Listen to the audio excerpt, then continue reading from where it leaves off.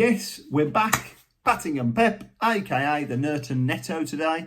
After yesterday's frivolities looking at the budget and mid-priced options, today we're really going to focus in on those premium options to understand who's going to have the biggest impact, led by huge point tallies and scoring to make our team number one in the Pattingham Premier this year. Very false. True. No, very false. Without any further ado, let's crack on. So, as per yesterday, we'll start off with some honourable mentions. The first one being Alisson.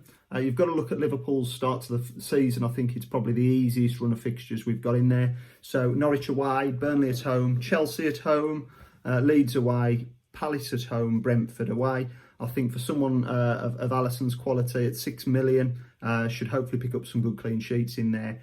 He's one of those keepers that you can stick in your team, what we call set and forget, and leave him there for a good long length of time, knowing that he's going to pick up some clean sheets for you.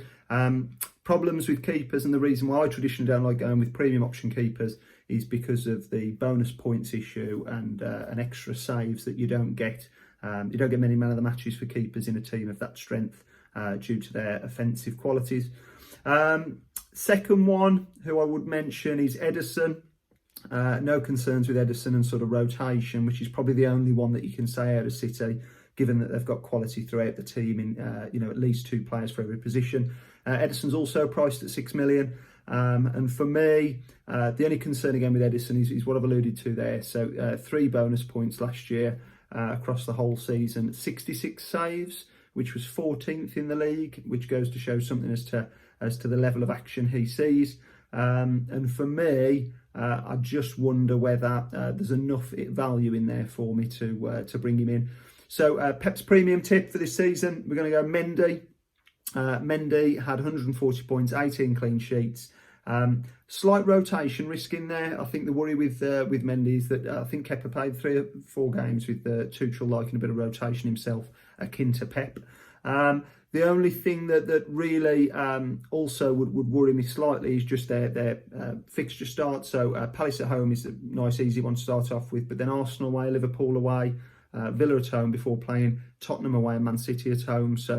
But what I think it does give you the opportunity to do is get some of those bonus points in. If Chelsea were to play a Liverpool or were to play a Man City and manage to keep a clean sheet, I think Mendy would be right up there in the bonus points position. And also in addition to that, you should expect a few more saves than what Ederson sees. So yeah, Pep's premium tip for this season goes to Edouard Mendy of Chelsea at £6 million.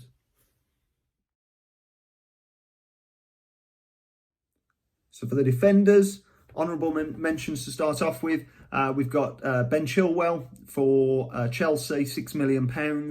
I think he's very, very strong, and I think he's really sort of going to cement that left-back place. Again, the fixture list is a bit of a worry, but I do think his quality will shine through, and I do think he'll suit the system, getting forward offensively as much as possible. Luke Shaw's an obvious one, cracking Euros. It really sort of came on strong towards the back end of the year, and then has had a fantastic summer.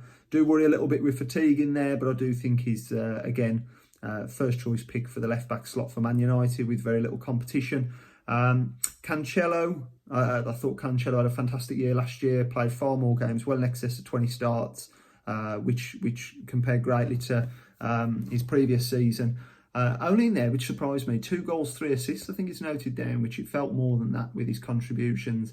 But for me this year, premium pick, I think it's a bit of an obvious one. Many people seem to be going for him. Big price tag, 7.5 million for Trent Alexander-Arnold. By far and away the highest price for a defender.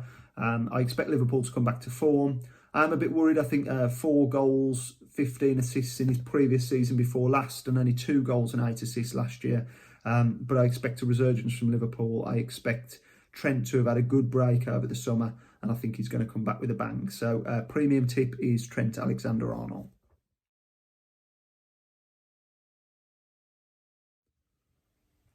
For the midfielders, honourable mentions, there's the obvious ones. So Salah, expect Salah to have a strong season, stronger than last year anyway, as I'm firmly the belief that I think Liverpool will come back. Especially with Virgil being in there, I think it will give him a big confidence boost. So Salah's an obvious one. Fernandes, 244 points last year. Cracking year. Saw his goal against Everton in the friendly, the 4-0 win, and I think he'll be leading the way for Man United. De Bruyne is out injured, and the other one there's two more. Sancho, I think, will be very, very strong for Man United. All the clips I've ever seen of him at Borussia Dortmund make me think that he's going to be a star in the Premier League. That said, I'm always a bit nervous around bringing in players that need time to bed in, those new signings. Borney will remind me of Castagne for Leicester, who I laughed at him for picking, and he had a cracking season. But yeah, Sancho, I think Havertz is going to have a good year. I think Havertz will grow and grow. I thought he looked quite impressive at times for Germany, particularly I think the Portugal game. But for me, my pick this year, I'm going to go for Son. Hey Spurs fans. Top Spur? No. What's that? You never heard of them? No? So last year, 17 goals, 11 assists. He's priced in at 10 million, which is a good £2.5 million less than Salah. I think, dependent on Kane, if Kane does leave, I think he'll become the focal point for all Spurs attacks. Putting me off his Man City at home in the first game, but then he's got Wolves, Watford, Palace, Chelsea home game, Arsenal, Villa, Newcastle. So it's an okay run. And I think that Son's going to have another strong season after really signing a new contract. So Pep's premium tip for the midfielders is Heung-min Son.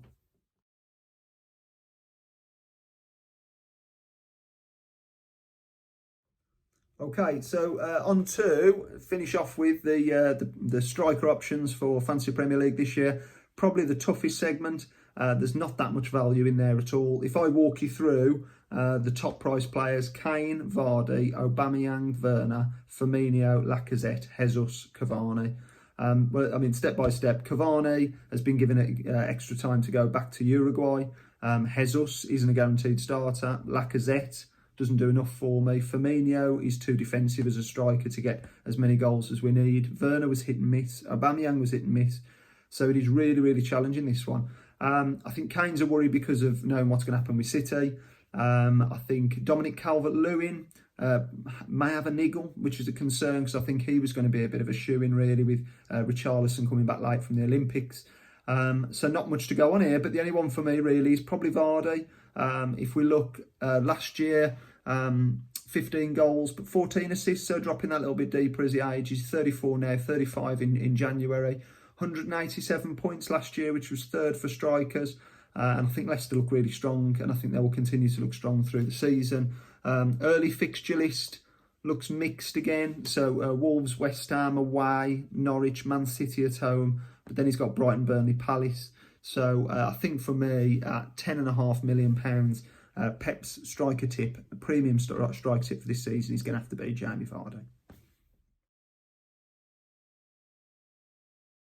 Okay then, that's the last update for us, folks. We've had the launch video, we've had our budget and mid-priced options, and we've had the premium options as well.